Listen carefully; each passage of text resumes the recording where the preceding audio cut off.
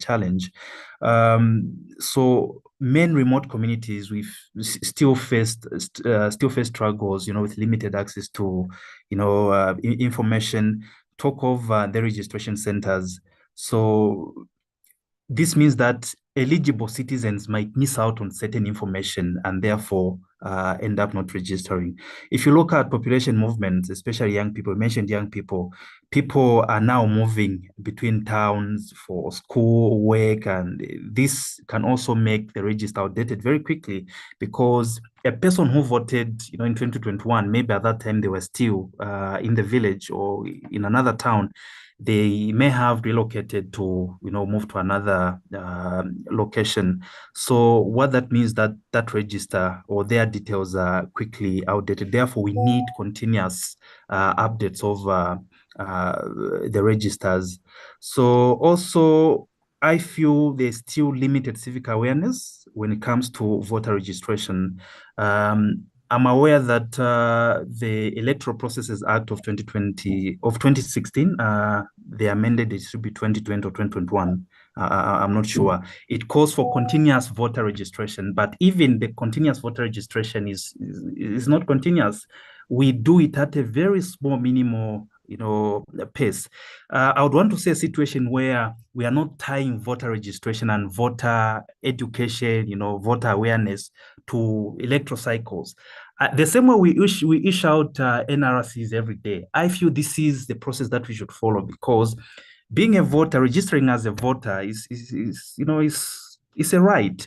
Article 43 of the Constitution, where it says responsibilities of citizens, says that each and every citizen should ensure that they register as a voter. But how are you going to register as a voter if voter registration processes are scarce? So we should not tie voter registration exercises and also voter education activities to just a year before elections. These are activities that should be continuously implemented, so that we have many people, register.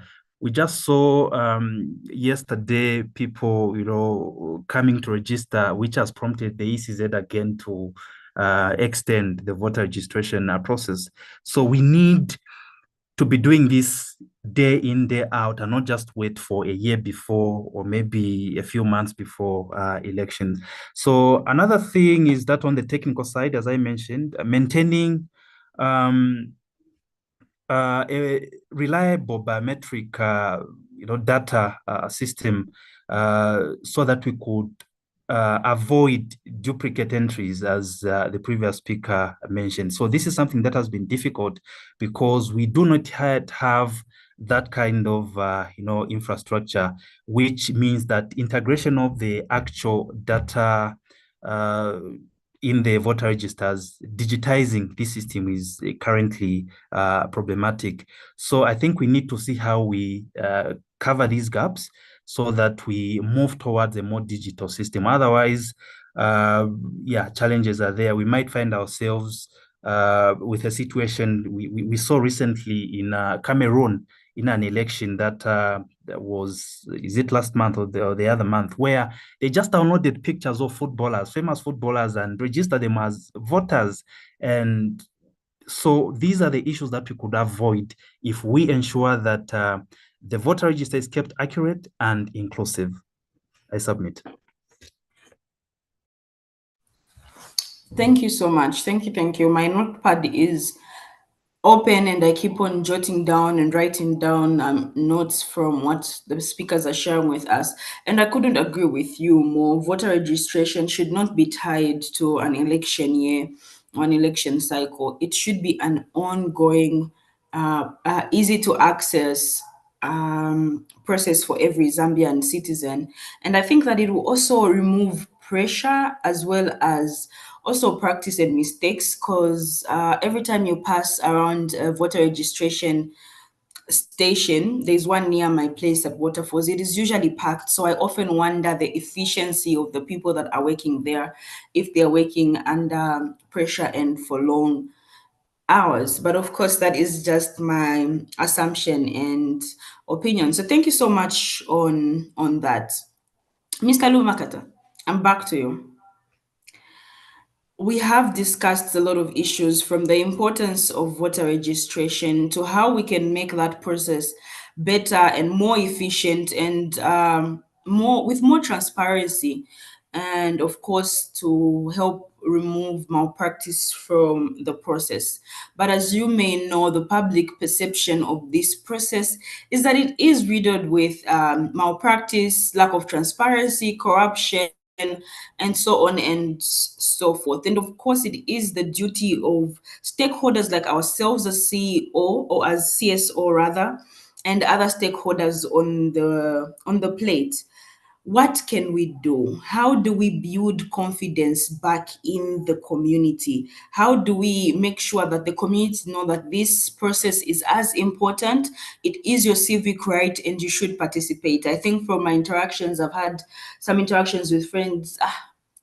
So ndotenga voters card, wesinge ndotenga vija vintu chanchani. And then now you understand the perception that the community has of this process. So I think my question for you is, what can we do? How do we rebuild the reputation of our electoral systems and our electoral processes, such as voter registration? Okay. I would mention what Mr. Piki had mentioned earlier.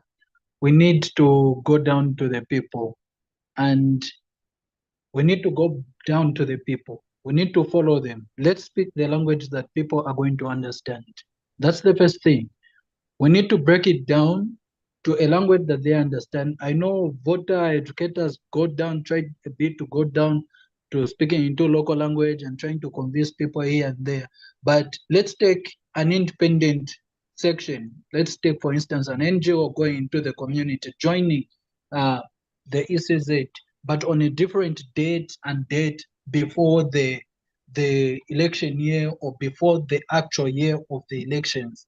We go down into the people, emphasizing on the importance of them voting. Because when you get to look at an issue that we currently have, it's actually the people that do not vote are they actually the same ones in forefront to complain, to say things aren't moving well in the